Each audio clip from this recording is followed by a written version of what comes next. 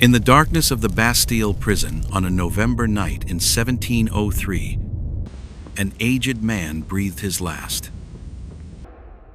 He died in absolute silence, without a name, without relatives, without a single word of farewell. But the strangest thing was not his death. It was the 34 years that preceded it, during which his face was hidden behind a mask, and his identity became the greatest mystery in French history. A human being too important to be set free, yet too dangerous to have a name. That was the man in the iron mask, a special prisoner whom even King Louis XIV, the all-powerful Sun King of France, ordered to have his identity concealed for life. In the corridors of power at Versailles, the story of this mysterious prisoner was whispered, of a man whom guards were required to salute, who was served meals on silver plates, who spoke with an elegant voice and displayed aristocratic manners, yet no one knew who he was. Who was he before the world forced him to wear the mask, and why was one single face so terrifying that it had to be erased from history? A gentleman whose name no one knew. On 18 September 1698, Lieutenant Etienne du Yunca, the officer in charge of records at the Bastille, wrote in his journal, M. de Saint-Mars, governor of the Bastille, arrived from his previous post on the island of Sainte Marguerite, bringing with him in his carriage a long-term prisoner whom he always kept masked and whose name was never mentioned. This is the first official record of the man in the iron mask appearing at the Bastille, but it was not the first time he had been imprisoned. According to letters discovered later, this mysterious man had already spent 29 years in captivity before arriving at the Bastille, dating back to his arrest near Calais in 1669. What has obsessed historians is not the existence of a political prisoner. There were many under Louis XIV, but the way he was treated. Eyewitnesses from the prisons reported strange details. The man had more servants than a duke. His voice had the accent of the highest aristocracy, his manners calm and refined. He could play the guitar and understood classical music, skills possessed only by the educated. He wore expensive fine fabrics and was served excellent food. A priest who ministered at the prison wrote, "This prisoner had such noble bearing that one wondered why he was there." Signs of royalty. The most striking clue lies in the behavior of his guards. It was rumored that when Saint-Mars, the prison governor, and the man directly responsible for the mysterious prisoner entered the cell, he had to remove his hat and wait until the prisoner invited him to sit. This was protocol reserved only for royalty. Reports from the time of Louis XIV also contain a shocking detail. The mysterious man resembled the king so closely that he could be mistaken for him. If true, this explains why his face had to be hidden. He possessed knowledge of diplomacy, philosophy, and the arts, knowledge accessible only to someone educated within the royal palace. No ordinary prisoner had such learning. The haunting questions. If he was merely a nobleman who had committed a crime, why did every record of him disappear?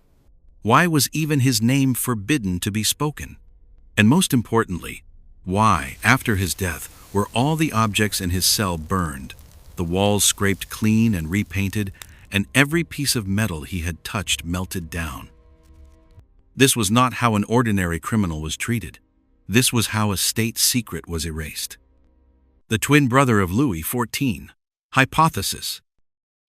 The most famous hypothesis, and the one most heavily romanticized in literature, is that he was the twin brother of Louis XIV.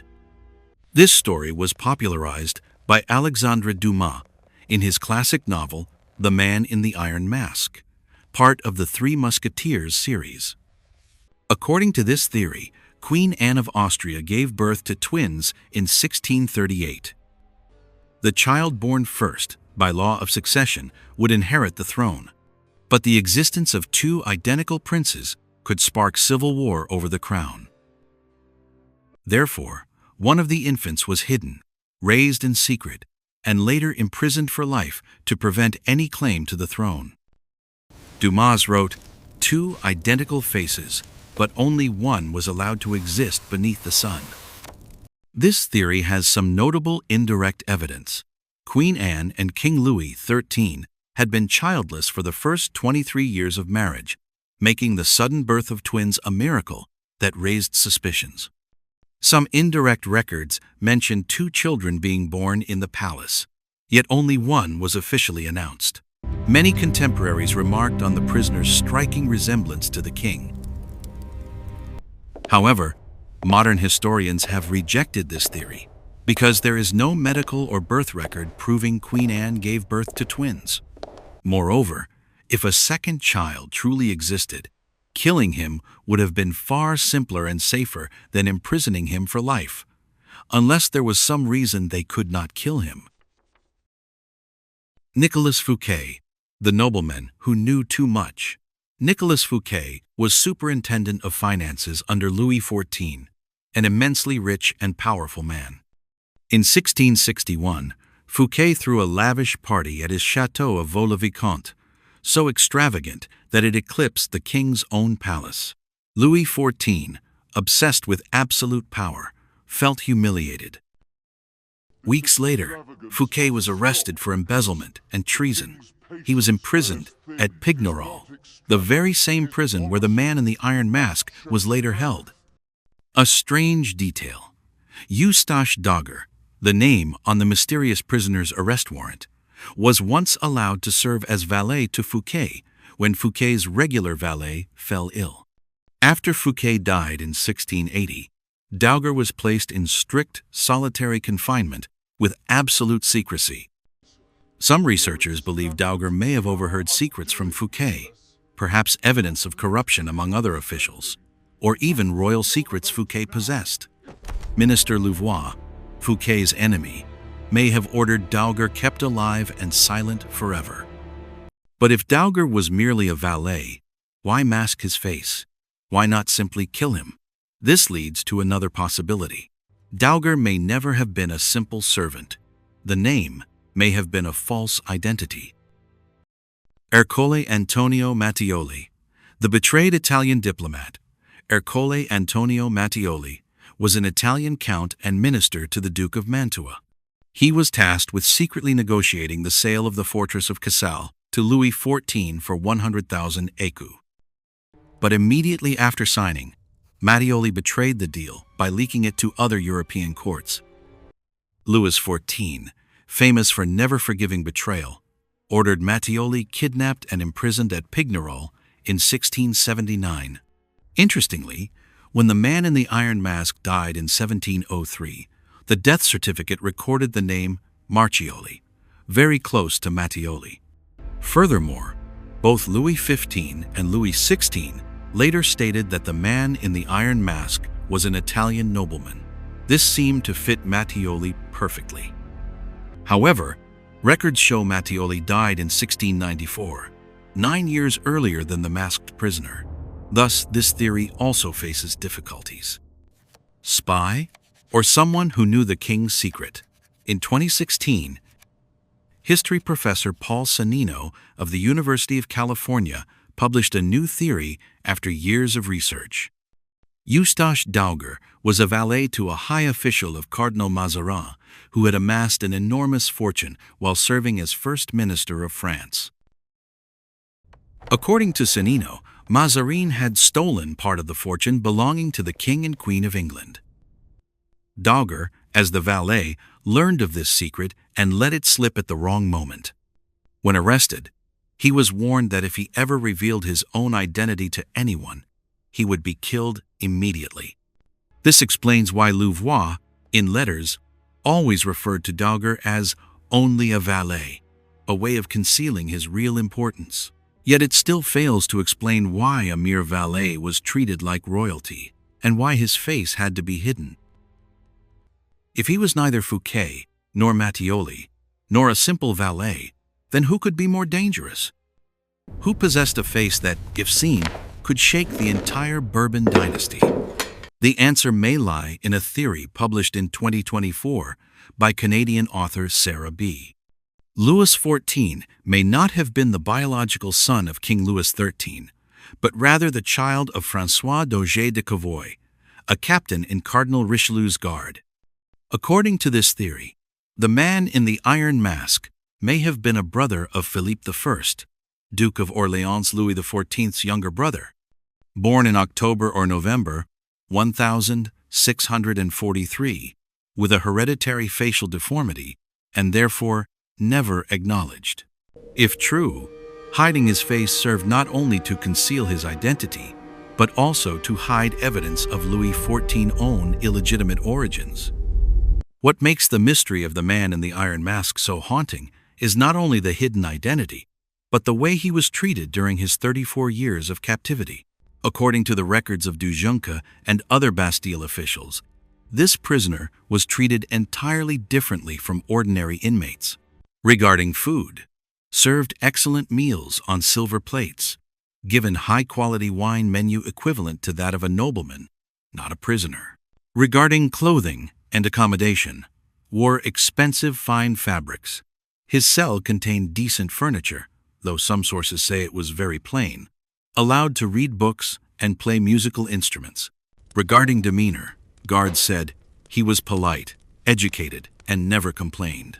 Voltaire, imprisoned at the Bastille in 17, heard old inmates describe the mysterious prisoner as of majestic appearance, youthful, with a graceful and noble figure. One special detail: Saint Mars personally brought food to the cell every day, something a prison governor would never normally do. He carefully inspected every plate and bowl to ensure nothing had been written or engraved on them. Those who came into contact with the man in the iron mask reported many peculiar habits. Music. He often sang old court songs, melodies known only to those who had lived in the palace. He played the guitar with masterful technique, demonstrating a thorough artistic education. A famous anecdote tells of the prisoner once writing a message on a silver plate with a knife and throwing it out the window, hoping someone would find it and learn who he was. A fisherman picked it up and brought it to Saint Mars. Saint Mars read it, then asked the fisherman, "Did you read what was written here?" The fisherman replied, "No, I cannot read." Saint Mars sighed with relief and said, "You are lucky. If you had read it, you would not be alive now." He then burned the plate and said only, "He is not stupid."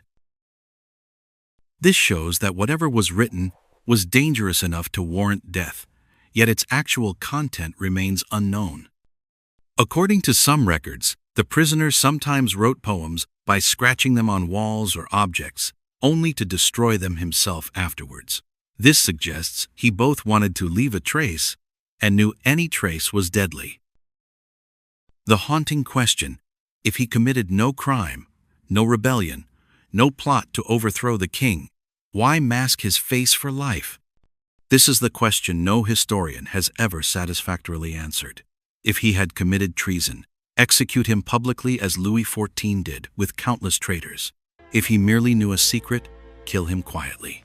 But why imprison him for 34 years with such extreme secrecy? The only logical answer: he could not be killed.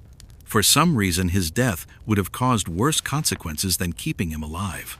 And his face, the face alone, was dangerous enough to require permanent concealment. One of the most shocking truths about the man in the iron mask is this: the mask was not made of iron. All contemporary documents, including Dujunka's journal, Saint Mars letters, and prison records, consistently state that the mask was made of black velvet, not metal. Dujunka clearly wrote, "A mask of black velvet." Other descriptions confirm the mask covered only the upper part of the face, similar to masquerade masks of the period, not a full metal helmet, as legend claims. Moreover, the prisoner did not wear the mask at all times. He was required to wear it only when being transferred between prisons, leaving his cell to attend church, meeting strangers such as doctors. In the privacy of his cell, he was allowed to remove it. So why do we call him the Man in the Iron Mask? The answer lies with two genius writers, Voltaire and Alexandre Dumas. Voltaire. In 1717, the great philosopher Voltaire was imprisoned at the Bastille for satirical poems against the royal family. While there, he heard old prisoners speak of the mysterious masked man. In his work, The Age of Louis XIV, Voltaire wrote, "An unidentified prisoner of majestic bearing, treated with extraordinary respect. He was forced to wear a mask whose chin-piece had steel springs to allow him to eat without removing it." This was the first time iron appeared in the story. Voltaire may have misheard, or he may have embellished for dramatic effect. Either way, the image of an iron mask with steel springs became etched in the public mind. Alexandre Dumas. Nearly a century later, Dumas used Voltaire's account as the basis for his 1847–1850 novel, The Man in the Iron Mask, the final part of the Three Musketeers series. In the novel, Dumas turned the prisoner into Philippe, Louis XIV twin brother, imprisoned with an iron mask that could never be removed. The novel became a literary phenomenon, translated into dozens of languages and adapted countless times for film.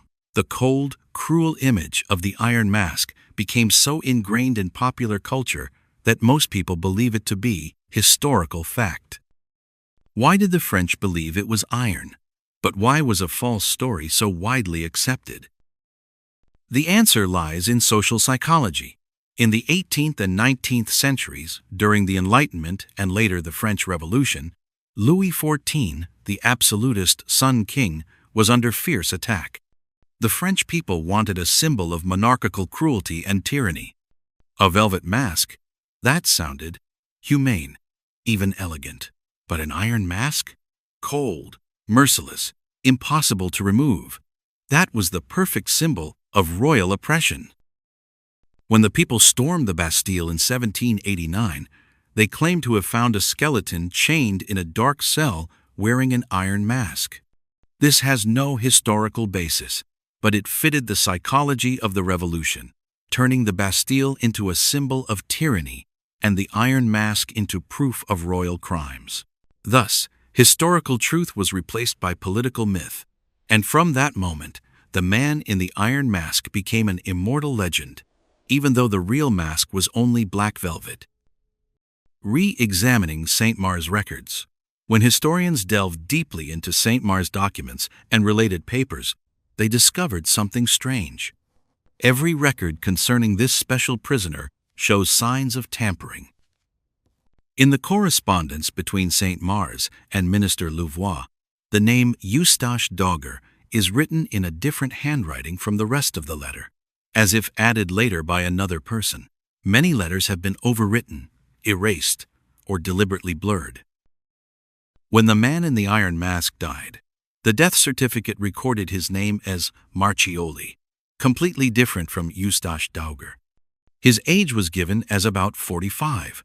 Yet if he was arrested in 1669 and died in 17033 4 years later, he would have been 50-60, not 45. These details prove that the court deliberately obscured the prisoner's identity even after death. After more than 300 years of debate, many modern historians have reached a relatively unified conclusion. The Man in the Iron Mask needed no weapon to threaten the crown. He needed no army to start a rebellion. The mere sight of his face would have been enough to topple the entire Bourbon dynasty. This can only be explained if 1.